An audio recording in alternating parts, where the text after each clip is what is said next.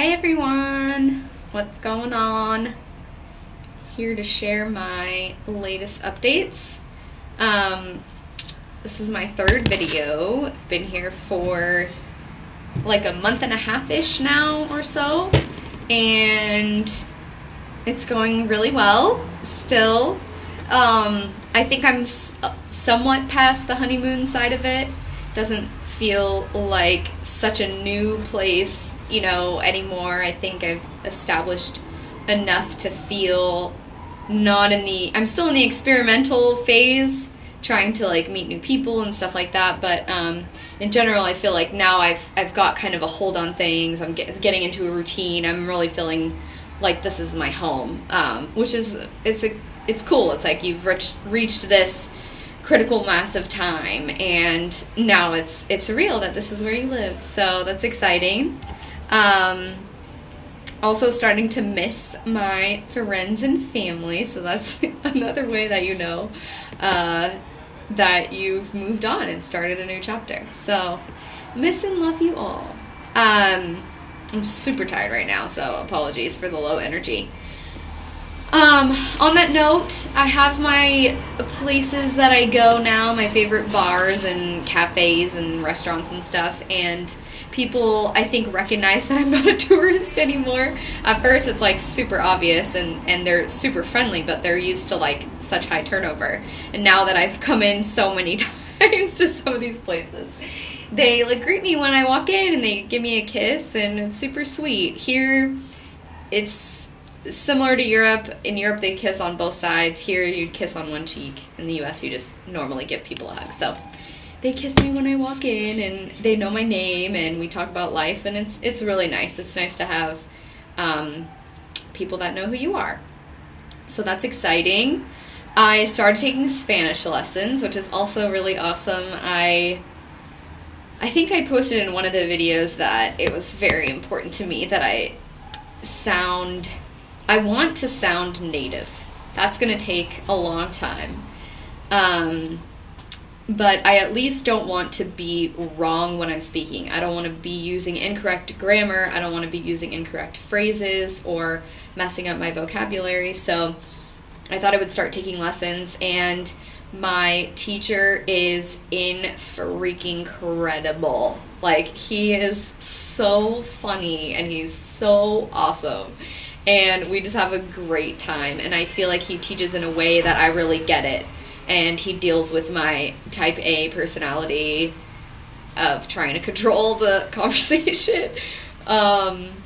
He's super, super sweet, and I'm so blessed to have him, I think. And he's so cheap, and it's allowing me to take 2 lessons a week, and that still fits into my budget. And so my Spanish is improving a lot.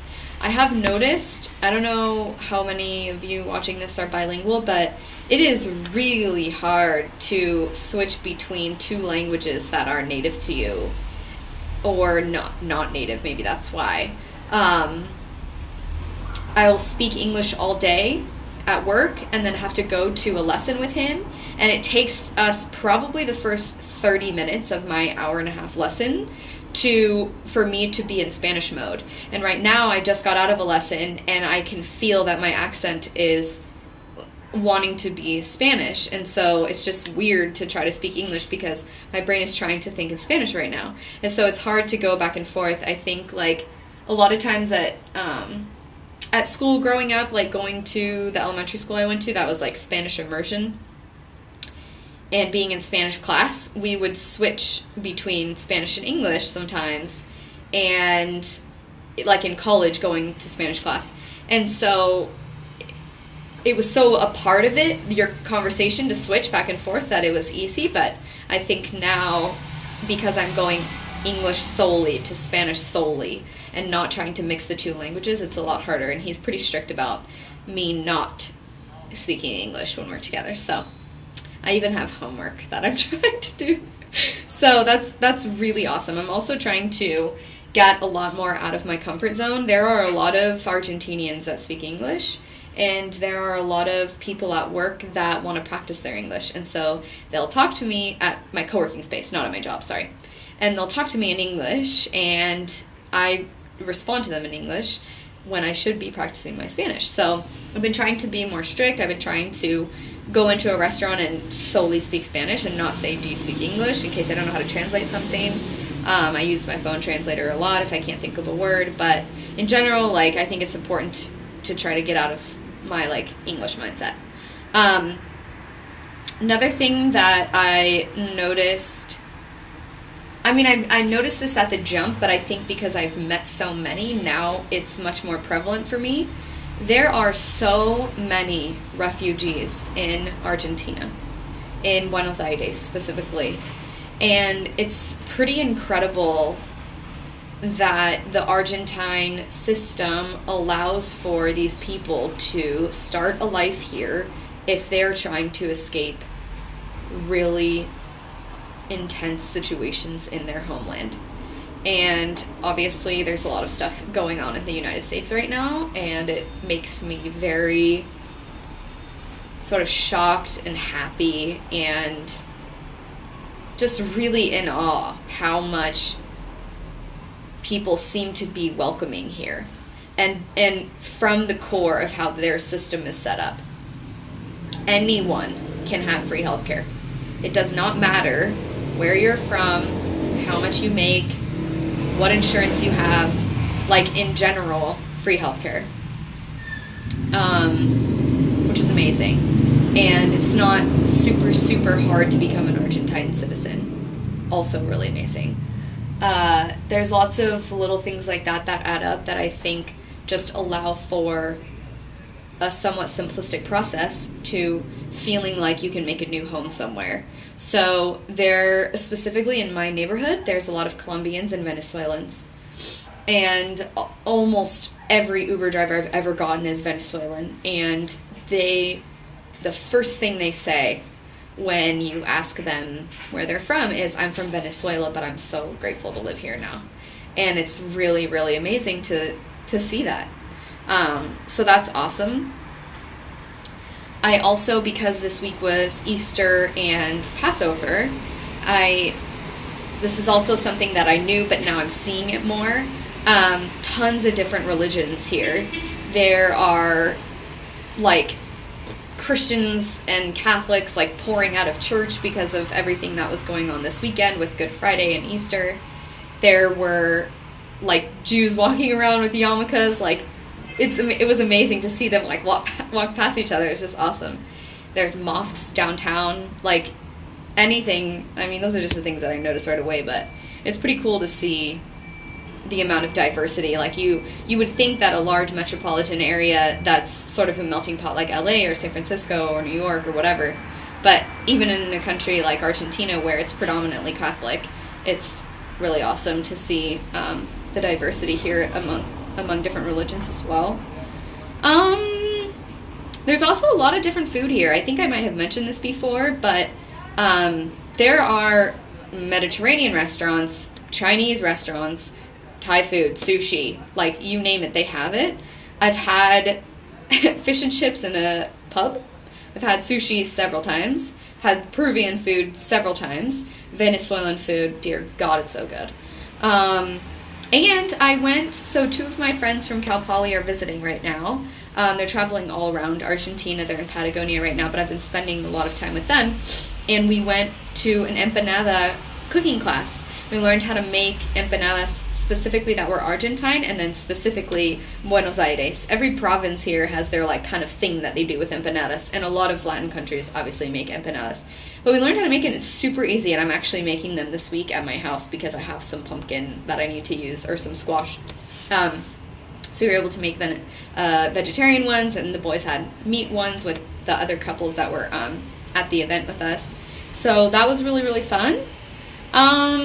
I've been to Chinatown now several times. There's an area called Barrio Chino, which basically means Chinatown, and that is where I've realized I can get anything I want. Like, if there's something that I cannot find at a market here, locally in town where I can walk, I can take a taxi or take subte or an Uber to Barrio Chino, and I can find almost anything I want there. There are tons of, like, Asian and international markets, and it's one of the only areas that imports goods.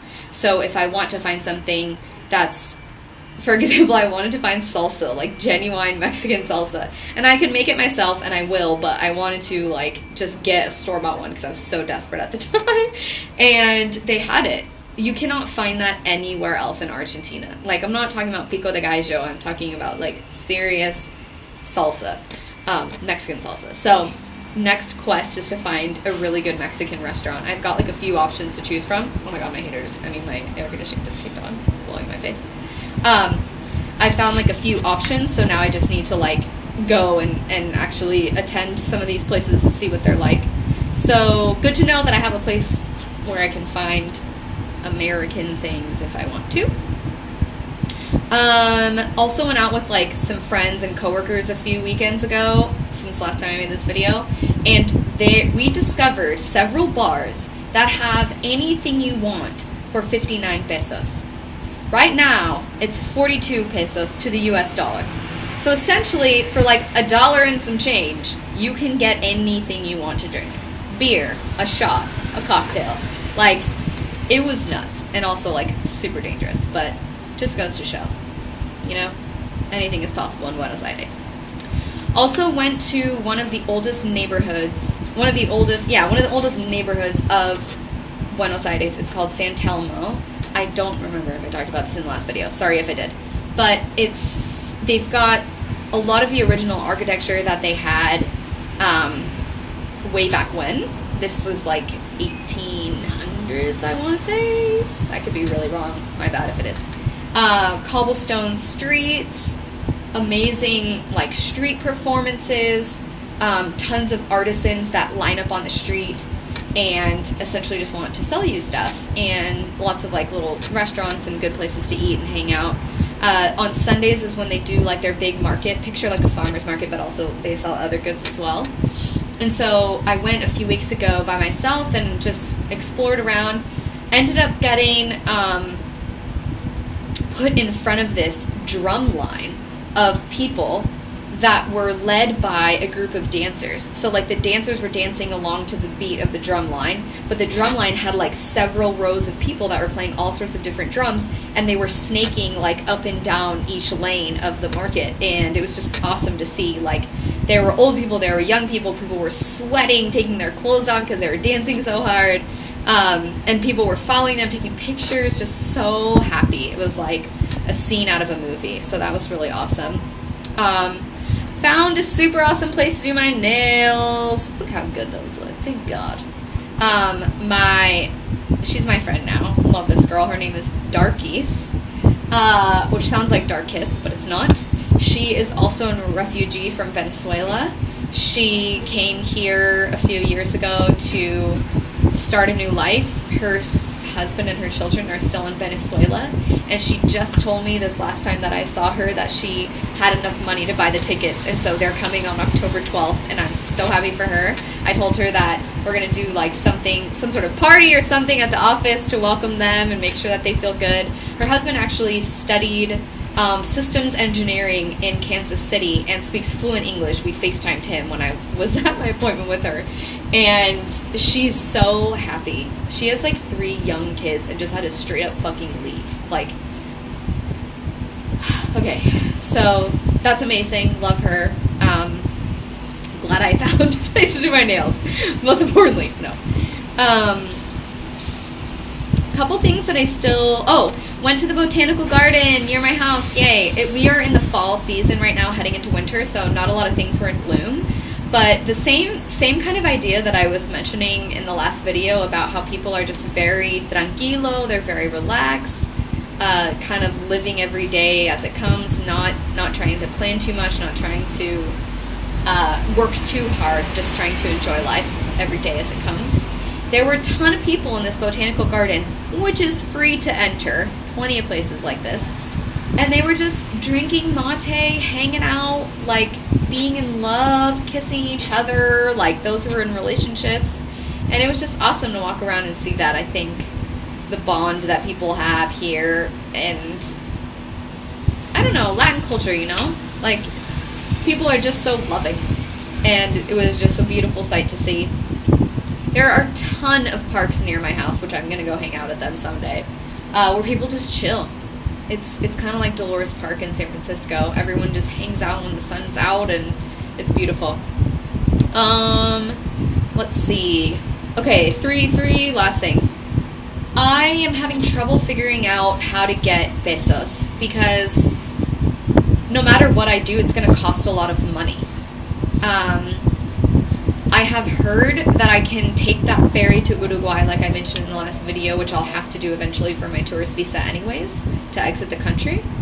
I have heard that I could go there and actually pull US dollars out of an account, which you cannot get US dollars in Argentina. You can only get pesos when you go to an ATM with your international card.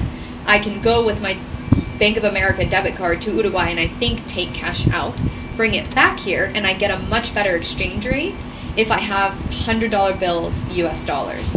And there's a few places I know of where I can go, but I haven't gone to them yet to test it out.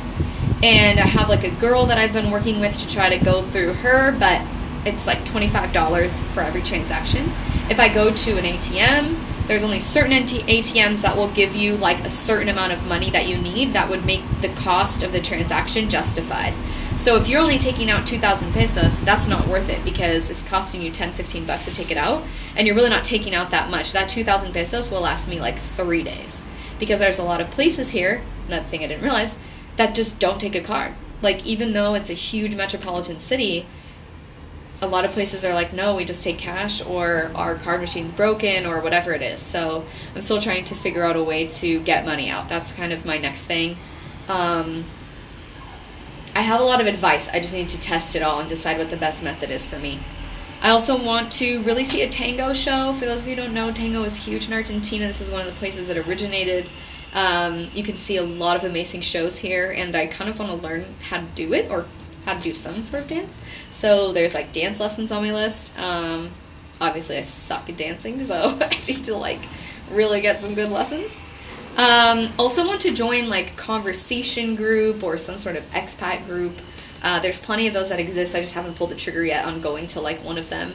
So I think that will broaden my friendship group a little bit. I've got a fair amount of friends here now, but be nice to just find more people that are like-minded as well. And then next thing I want to plan is a weekend away to Mendoza, which is wine country. It is quite a ways away, but it is where they grow the most Malbec grapes, I believe, of anywhere else in the world. Malbec is what Argentina is known for when it comes to wine, and I would love to go there for a weekend, so it's a pretty cheap flight. Otherwise I can take a bus train combo, and that's next on my list.